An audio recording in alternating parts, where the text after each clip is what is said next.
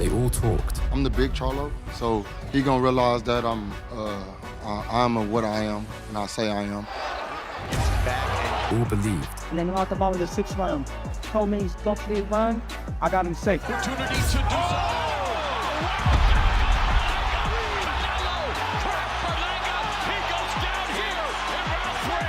Every single one of them thought they were the man who would finally dethrone the face of boxing. I feel like I'm the best super middleweight in the world.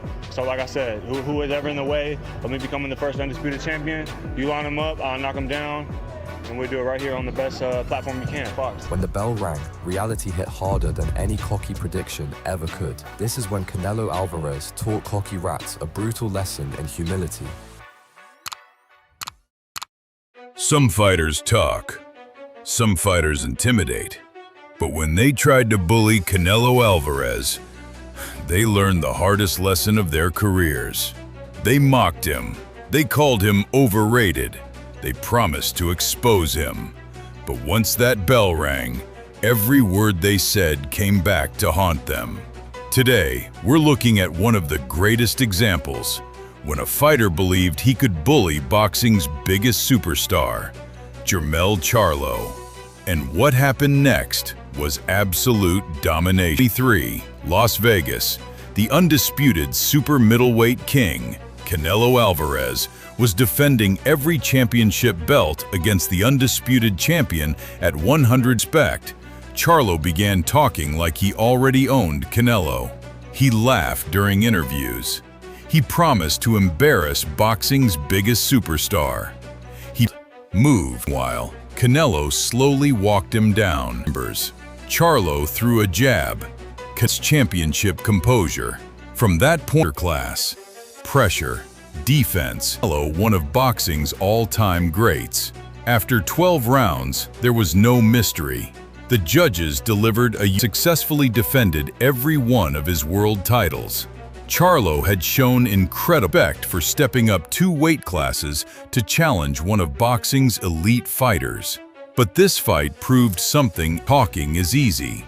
Standing across from Canelo Alvarez is something entirely different. Many have tried to bully him. Many believed they'd expose him. Almost all of them discovered the same brutal truth.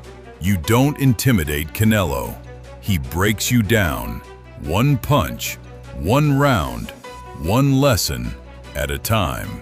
If you enjoyed this breakdown of Canelo's complete domination over Jermell Charlo, hit that like button, subscribe for more legendary boxing stories, and tell us in the comments, because in boxing, respect is earned, and nobody earns it quite like Canelo. We'll see you in the next one.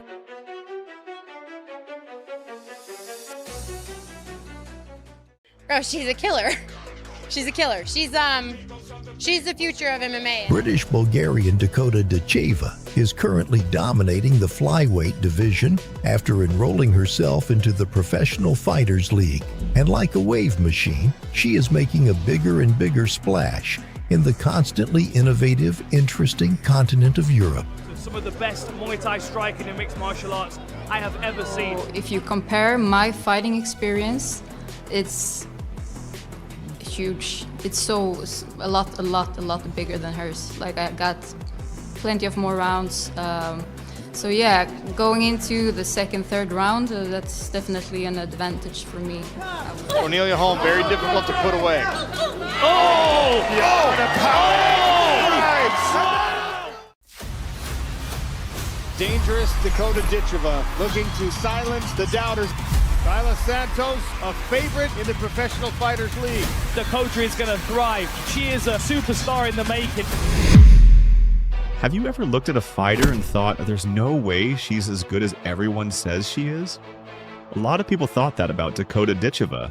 Matchup, we just fight, probably more of that. And with Dakota, she's more of a striker. I think, I'm also a striker by origin, but I feel comfortable doing anything in MMA, so we'll see. I just think I'm more complete than Dakota.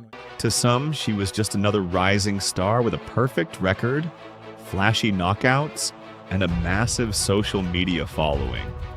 Critics said she had never faced real competition. Others claimed she was being protected, and according to Dakota herself, some people even dismissed her as just a Barbie and said she looked more like a model than a fighter. They've been talking, she's been saying she's just a Barbie, she should be a model. Well, a model just beat your ass in round 2, so shut up. Then came Taila Santos, a former UFC title challenger. A woman who had gone 5 rounds with one of the best fighters in the world. A dangerous veteran with elite grappling and the kind of experience that could expose any prospect. This wasn't supposed to be another easy night for Dakota Ditcheva. This was supposed to be her reality check. Instead, it became her masterpiece. Before the fight, the doubts surrounding Dakota were louder than ever. Despite finishing almost everyone put in front of her, critics continued to say the same thing. She's untested. She's all hype. Wait until she fights someone real. Even Taila Santos questioned Dakota's path to the PFL finals, suggesting that she had been given an easier road compared to other fighters in the tournament. For Dakota, it wasn't anything new. She had spent her entire career hearing people question her.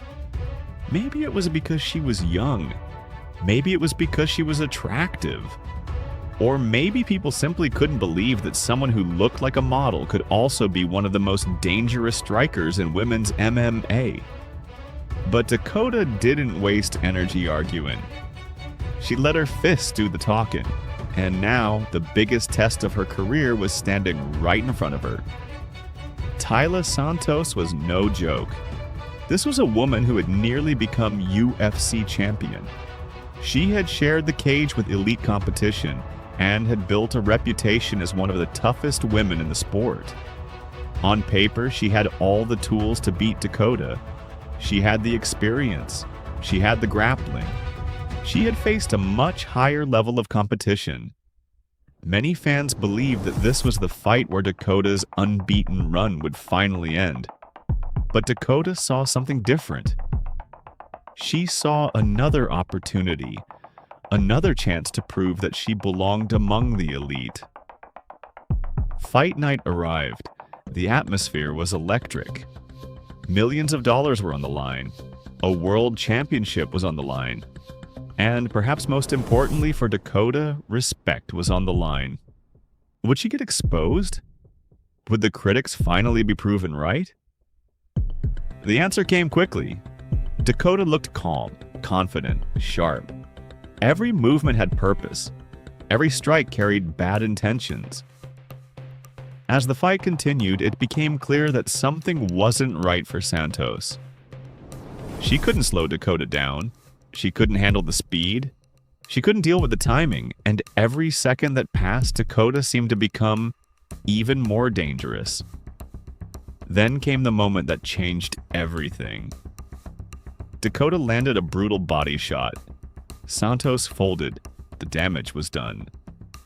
Seconds later, it was over. The referee stepped in. Dakota Ditcheva had done it again. She didn't just beat Taila Santos, she destroyed her. The woman who many believed would expose Dakota ended up becoming another victim of the Dakota Ditcheva hype train. The arena erupted. Fans couldn't believe what they had just witnessed. This wasn't a close decision. This wasn't a lucky punch. This was domination. Against one of the toughest opponents she had ever faced, Dakota delivered one of the most impressive performances of her career. And then came the perfect ending. After the fight, Dakota addressed the criticism that had followed her for years. When you dominate a former UFC title challenger on the biggest stage, people have to start taking you seriously. And that's exactly what happened. Overnight, Dakota Ditcheva went from exciting prospect to genuine superstar. The doubters became believers. The critics went silent. And the rest of the division suddenly had a problem. Because if Dakota could do that to Taila Santos, what happens when she keeps improving?